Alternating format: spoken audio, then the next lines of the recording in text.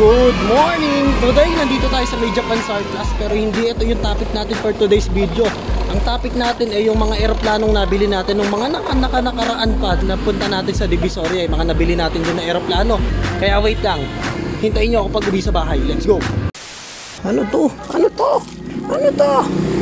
Makoto Ogawa. Ito yung toy niya. Tapos si Ai Takashi, yan yung toy niya. Kung kilala ko lang kayo, bibiling ko kayo eh. Puro girls to. Mario Kochi, Rika Ichikawa, Azami Chuchi. Uy, ito may mga controller dito. Ay, kala ko pang PS2. Dyan na lang kayo. Pero ito may bala ng PlayStation 2 dito. Grand Theft Auto 3. Tanong natin kung magkano. Sayang to kasi yung laman niya hindi naman pang Grand Theft. Bibiling ko na sana pero tingin pa tayo ng iba. Buksan natin to. Paano ba ito binubuksan? Ayun. Oh ha? Wala na. Ayun. Ayun na sabi ko sa inyo. May mga bala boy. Wait lang. Pabubuksan lang natin ng bukas na bukas. Ayun. Daming bala boy. Ito may Biohazard. Formula 1. Full border.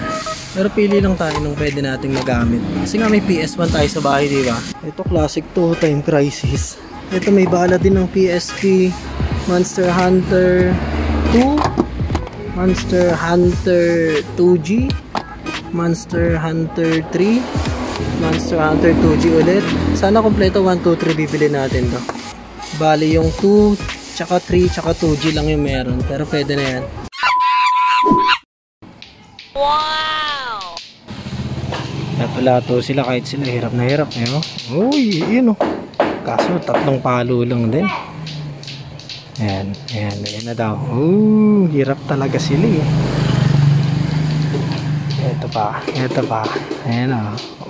Ayan na, ayan na. Wow, ang galing. Panis. So ayan, ito yung aray yung tuhod ko.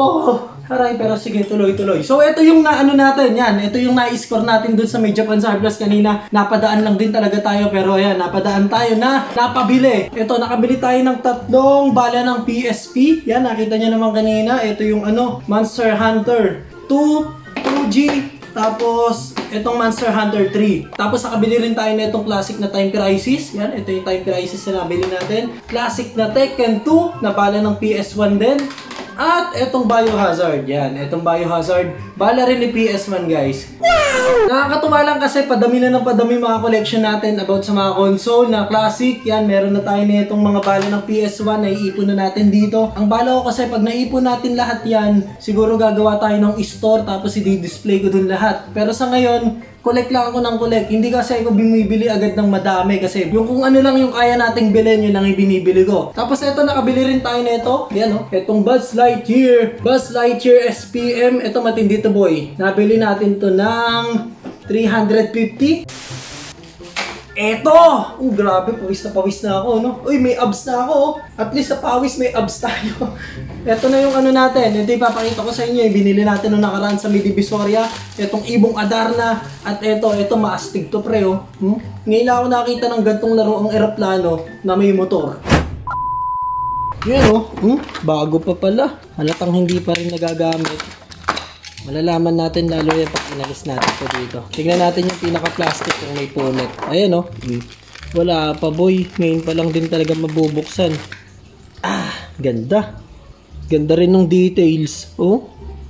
Hindi siya articulated. Ayan, pang ano talaga to. Ito yung mga action figure na pang display katulad ng mga One Piece natin dito. Ayan, may pandagdag tayo sa collection natin. So dito na tayo. Ayan, ito yung nabili natin sa Divisoria. Airplane. Pero ito, nabili ko lang to ng 75 pesos dahil nga naka-sale daw sila. Itong laro ang eroplano na to boy. Ganda nito kasi meron siyang ayan may hélice na kasama. May motor tas may hélice. O diba ang lakas pare.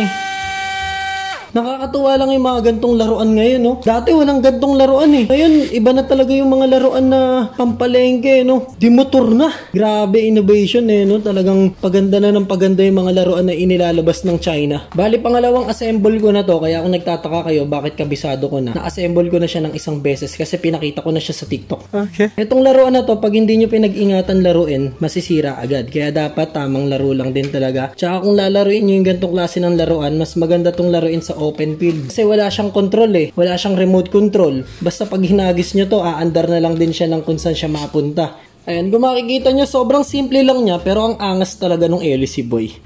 Wow! Ang daming nagko-comment sa akin sa may TikTok, bakit daw nandito sa likod yung LC tsaka yung motor. Hindi ko alam eh. Dapat daw nandito sa harap. Pero ito na kasi yung pinaka-design talaga niyan. Yan na yun eh. Nung nabili ko, yan na yun. Dito na nakalagay yung motor. Hindi na natin pwedeng ilipat dito sa harap. Dito natin subukan sa labas. Huwag lang mapupunta doon sa kabila kasi yung kabila na yan, swimmingan yan eh. Resort yan eh. Okay. Aray, sakit. Tumama yung daliri ko. So ayan, tingnan natin. Oops, may tricycle. Let's go. 3, 2, 1. Hagis lang natin. Whee! Gago. Mali ata yung hagis ko. Teka, nandito yung hangin eh. Salubong pala sa hangin. So, dito natin ihagis. Ayan. Okay, sige. 3, 2, 1. Let's go. Uy.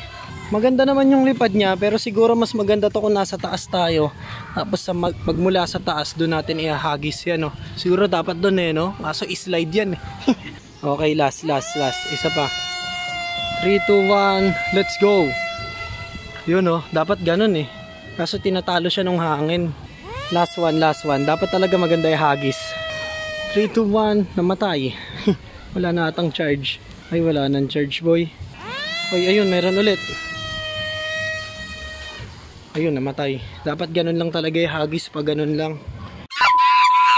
Napakita ko lang din sa inyo tong nabili natin. Ito pang palengke lang din talaga to. Yan.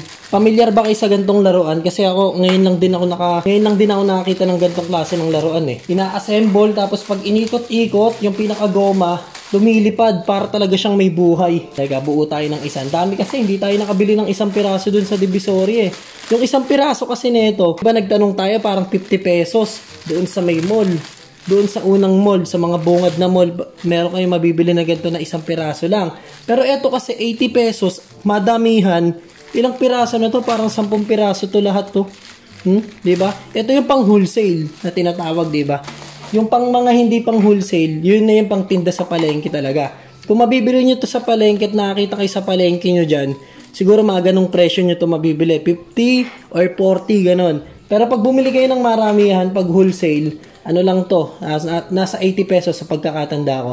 Yan, lagay lang natin dito yung stick, tapos yung buntot niya dito sa kabilang dulo. Madali lang to assemblein eh. Angas pare. Ibon Adarna. Sabi ko nung una, agila to eh. Ibong Adarna ba to? Ano bang ibon to? Ang kulay kasi kaya sinabi kong Ibon Adarna eh. Ang gawa na ito, yan, ikot-ikot lang natin yan. Ikot-ikot hanggang sa dumami yung ikot ng goma.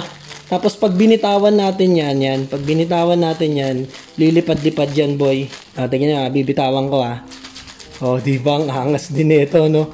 May ibong ka na, may pamaypay ka pa. Ganon din dito. May eroplano ka na, may electric fan ka pa. Mas madaming ikot, mas malakas yung wagwag ng pakpak niya. So eto, nakapilipit na yung goma niya. Niyahagis na lang natin. Yan, tignan natin kung mataas lumipad O, doon ka. Saluhin mo doon. Eto, maganda to kasi automatic to boy. Ang layo mo naman. Lapit ka rito. O, dyan ka lang. O, 1, 3, 2, 1. Let's go. O, tayo na parang ibon talaga. Kunin mo. Teka, may motor sa likod. Mamaya mo na ihagis. O, hagis mo na. Wala, nang hina na. Lipit lang muna natin. Para umandar ulit.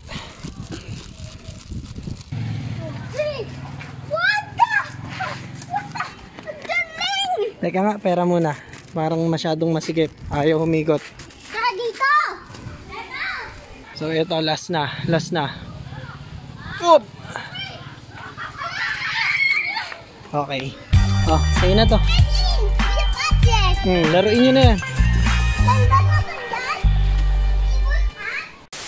Okay, sige. Pag may mga bata pa na nagpunta, yan, unahan na lang kayo. Bibigay ko na din sa inyo to. Magtitira lang ako ng isang piraso para sa akin. So, anong nagustuhan nyo? Etong di baterya o etong manual? Yan, para sa akin, mas nagustuhan ko. Ito kasing ganda rin ito eh. Ito naman, ang ganda rin. Parang totoong ibon. Pero, ang nagustuhan ko, ito. Yan, etong di baterya. Pero gusto ko din to kasi para siyang totoong ibon. So, parehas ko silang gusto. So, kung nagustuhan mo yung video natin dito sa mga laruan nating panghimpapawid, i-click nyo lang yung like button dito sa baba ng video video na to. At sa susunod, pupunta tayo sa Divisoria ulit at titingin tayo ng mga pang self-defense. Yan. Tapos eto pa nga pala guys, eto pa.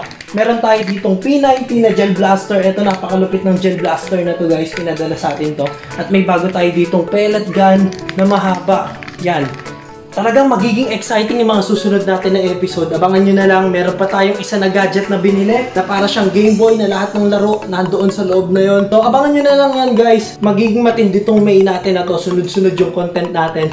So okay, sige. Salamat kung umabot ka man dito hanggang dulo. Kita-kits sa next video. Bye-bye. Let's go! Yeah!